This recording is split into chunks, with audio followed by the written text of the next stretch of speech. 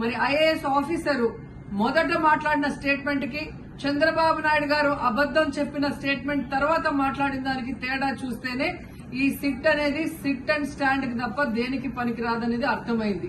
అందుకే మేము మొదటి నుంచి అడిగాము, సుప్రీంకోర్టులో విచారణ జరగాలి, సిబిఐకి డైరెక్షన్ ఇచ్చి విచారిస్తే ఖచ్చితంగా మత కల్లోలాలు సృష్టించాలనుకున్న చంద్రబాబు నాయుడు అనుకో అందరికీ కూడా బుద్ధి చెప్పే అవకాశం దొరుకుతుందని. సో ఈ రోజు విచారణ స్టార్ట్ అయింది.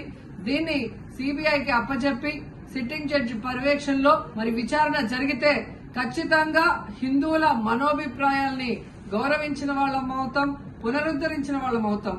లేకపోతే చంద్రబాబు నాయుడు వేసిన ఈ నింద పవిత్రమైన లడ్డూని తినాలా వద్దా, దీంట్లో కలిసిందా లేదా అన్న అనుమానంతోనే భక్తులందరూ కూడా ఈరోజు లడ్డూ తినకుండా వెళ్లిపోతుంటే ఒక తిరుపతి అమ్మాయిగా చాలా బాధేస్తుంది.